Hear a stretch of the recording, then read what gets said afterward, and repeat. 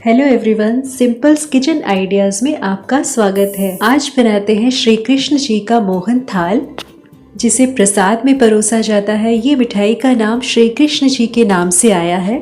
इस मिठाई को बेसन से बनाया जाता है और इसकी रेसिपी बहुत सिंपल होती है और खाने में बहुत ही डिलीशियस लगती है।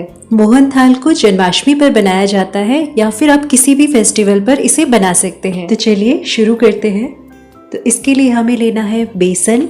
मोहन थाल को बनाने के लिए हमें कोर्स या मोटा बेसन चाहिए होता है। मतलब मार्केट में जाकर हमें कहना है मोहन थाल के लिए बेसन चाहिए या फिर मोटा बेसन चाहिए। अगर आप रेडीमेड बेसन का यूज कर रहे हैं तो आजकल मोटा बेसन भी बाजार में मिलता है। आपको राजधानी का मोटा बेसन मिल जाएगा, क्योंकि मोटे बेसन से ही मोहन थाल में जो दानेदार टेक्सचर है वो आ पाता है। और बेसन में हमें मिक्स करना है 2 टेबलस्पून घी और 2 टेबलस्पून मिल्क।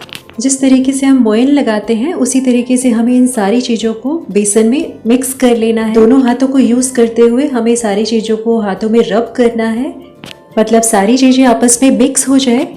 इसीलिए हमें इसके लिए बर्तन या प्लेट को बड़ा लेना है ताकि ये अच्छे से मिक्स हो सके। तो यहाँ पर मैं 2.5 कप बेसन का यूज़ कर रही हूँ। मेजरमेंट के हिसाब से ये 250 ग्राम्स है। और सारी चीज़ों को मिक्स करने के बाद हमें मिक्सचर को कलेक्ट कर लेना है और इसे दबाना है। इसे गुजराती में थाबो देना भी कहते हैं।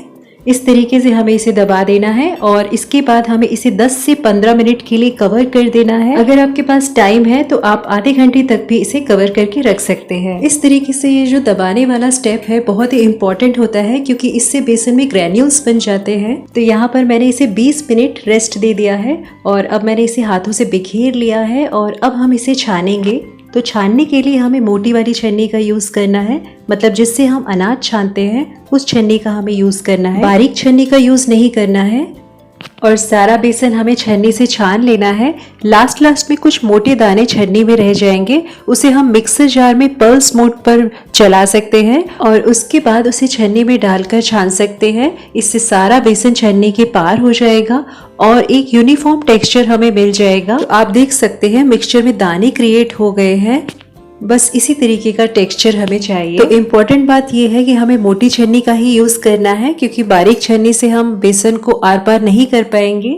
अब मोहन थाल को पकाने के लिए यहाँ मैंने कढ़ाई ले ली है और 3/4 कप यहाँ मैंने घी लिया है, जिसमें से मैं आधा घी कढ़ाई में ऐड कर रही हूँ। और उसके बाद जो बेसन वाला मिक्सचर है वो हम घी में ऐड कर देंगे और लो फ्लेम पर कंटिन्यूसली स्टर करते हुए हमें इसे भूनना शुरू कर देना है।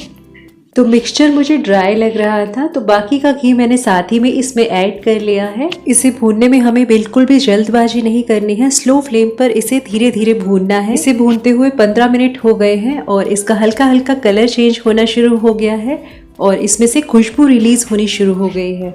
पर अभी इसे थोड़ा और भूनेंगे। पूरे किचन में बेसन का अरोमा फैल गया है और इसे भूनते हुए 25 मिनट्स हो गए हैं। इसका कलर गोल्डन में आना शुरू हो गया है। तो अब इस स्टेज में गैस की फ्लेम को ऑफ कर देंगे और फिर इसमें ऐड करेंगे मिल्क, जो हमें गैस को बंद करके ऐड करना है। सबसे पहले मैंने इसमें 2 स्पून भर के मलाई ऐड करी है और उसके बाद इसमें मिल्क ऐड करेंगे। मिल्क ऐड करने से एकदम से कई बार ऊपर आ जाता है या इसमें से छींटे रिलीज होने लग जाते हैं, इसलिए हमें बिल्कुल केयरफुली दूध को ऐड करना है। 1/2 कप दूध का मैं यहाँ पर यूज कर रही हूँ। मेजरमेंट पे देखा जाए तो 115 ml है। इसे एक स्पून करके ऐड करते जाएंगे और साथ साथ में मिक्स करते जाएंगे।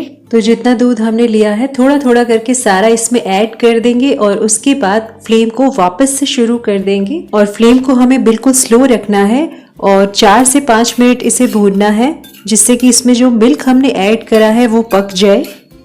तो यहाँ पर 4 से 5 मिनट मैंने मिक्सचर को और भून लिया है। इसकी टेक्सचर में थोड़ी थोड़ी सी शाइन आनी शुरू हो गई है। तो अब गैस की फ्लेम को ऑफ कर देंगे और गैस की फ्लेम को ऑफ करने के बाद उसे थोड़ा थोड़ा मिक्स करते रहेंगे, क्योंकि कढ़ाई अभी काफ़ी गर्म है तो बेसन हमारा और डार्क हो सकता है। और साइड बाय साइड एक प्लेट को तैयार करके रख लेंगे, जिसमें मैं ऑडी इको बेक को सेट कर रही हूँ, क्योंकि जब हमारा मोहन थाल इसमें सेट होगा तो उसे डीमोल्ड करना बहुत ही आसान होगा। वैसे अगर आप चाहें तो प्लेट को घी से ग्रीस भी कर सकते हैं। और अब फाइनली हमें चाशनी बनानी है। इसके लिए मैंने 1 कप या 200 ग्राम चीनी ऐड करी है, साथ में 1/2 कप मैंने यहाँ पर पानी ऐड करा है और इलायची पाउडर 1/2 टीस्पून, साथ में केसर थ्रेड्स और यहाँ पर मैंने जायफल पाउडर ऐड करा है, जिसे मैंने ग्रेट करके ऐड करा है। 1 पिंच मैंने जायफल पाउडर ऐड करा है और ये मैंने ड्राई फ्रूट्स भी कट करके तैयार करके रख लिए हैं। तो यहाँ पर हमें 1 तार की चाशनी तैयार करनी है। तो यहाँ पर चाशनी को भी मैं स्टर कर रही हूँ ताकि इसमें चीनी फटाफट डिज़ोल्व हो जाए। एक बार चीनी डिज़ोल्व हो जाए उसके बाद हमें चाशनी को थोड़ी देर पकने देना है, जब तक इसमें 1 तार नहीं बन जाती। और जब आपको लगे कि चाशनी गाढ़ी होनी शुरू हो गई है, तब आप इसे एक प्लेट में या बोल में 1 ड्रॉप डालकर देखिए। और ड्रॉप डालने के बाद इसे हल्का सा ठंडा करने के बाद इसे हमें अपनी उंगलियों के बीच में चेक करना है। अगर आपको तार दिखाई दे, इसका मतलब 1 तार की चाशनी तैयार है। तो अभी इसमें 1 तार नहीं बना है, तो अभी इसे थोड़ा सा और पकाएंगे। तो चाशनी पहले से और थिक हो गई है, तो अब इसे दोबारा से उसी तरीके से चेक करके देख लेते हैं। उसी तरीके से हमें 1 ड्रॉप डालना है और ठंडा होने के बाद इसे उंगलियों के बीच में चेक करना है। तो अब आप देख सकते हैं इसमें 1 तार बनने लग गई है, तो हमारी चाशनी बनकर तैयार है। तो अब इस स्टेज में मैं इसमें ऐड कर रही हूँ जो बेसन वाला हमने मिक्सचर तैयार करके रखा है, और फ्लेम को हमें बिल्कुल स्लो रखना है और इसे कंटिन्यूअसली स्टर करते रहना है। अगर आपकी चाशनी बिल्कुल परफेक्ट 1 तार की बनी है तो इसे ज्यादा देर पकाने की जरूरत ही नहीं है। 3-4 मिनट में ही इसमें टेक्सचर आ जाएगा जमने वाला। लेकिन अगर आपकी चाशनी 1 तार की नहीं होगी तो इसे आपको इस स्टेज में काफी देर तक पकाना पड़ेगा। तो यहाँ पर इसमें परफेक्ट टेक्सचर आ गया है, ये बिल्कुल जमने लग गया है। तो अब इसे निकाल लेंगे ट्रे में जो हमने तैयार करके रखा हुआ है। तो सारे मिक्सचर को ट्रे में निकालने के बाद इसे हम इवनली स्प्रेड कर देंगे और ऊपर से ऐड करेंगे नट्स जो हमने तैयार करके रखे हुए हैं। तो यहाँ पर मैंने आलमंड्स कट करके रखे हुए थे और कुछ पिस्ता मैंने कट करके रखा हुआ है, क्योंकि पिस्ते से लुक बहुत ही ब्यूटीफुल लगता है। और ये सारे नट्स को थोड़ा सा प्रेस कर देंगे ताकि ये सारे नट्स मोहन थाल में फिक्स हो जाए। और मोहन थाल को सेट करने के बाद इसे हम थोड़ी देर के लिए छोड़ देंगे, जब तक ये रूम टेम्परेचर पर नहीं आ जाता। तो तकरीबन आधा घंटा इसे छोड़ने के बाद ये रूम टेम्परेचर पर आ गया है। तो अब इसके पीसेस कट कर लेते हैं। मोहन थाल परफेक्टली सेट हो गया है। तो जो भी शेप आपको पसंद हो, स्क्वायर, डायमंड, रेक्टेंगल, उस शेप में आप इसे कट करें। मैं इसे स्क्वायर शेप में कट कर रही हूँ। मोहन थाल को बनाने के लिए मैंने मिल्क का यूज करा है, पर ट्रेडिशनली इसमें मावा या मलाई का भी यूज किया जाता है। तो अगर आपके पास मलाई रखी है तो आप मलाई मोहन थाल भी बना सकते हैं। इसमें आप आधा कप दूध की जगह पर मलाई ऐड कर दीजिए। और इसे मावे के साथ भी बनाया जाता है। अगर आप इसे मावे के साथ बनाना चाहते हैं तो आप इसमें मावा भी ऐड कर सकते हैं। लगभग इसमें 50 to 100 ग्राम्स तक मावा आप ऐड कर सकते हैं। और मिल्क के साथ मैंने इसे बनाया है, इससे भी ये रेसिपी बहुत ही अच्छी बनती है। बहुत लोग प्लेन मोहन थाल भी बनाते हैं, पर मुझे इसमें नट्स का फ्लेवर अच्छा लगता है, तो मैंने इसमें नट्स और कार्डमम पाउडर, नटमेग वगैरह ऐड करा है, जो आप अपनी चॉइस के अकॉर्डिंग स्किप भी कर सकते हैं।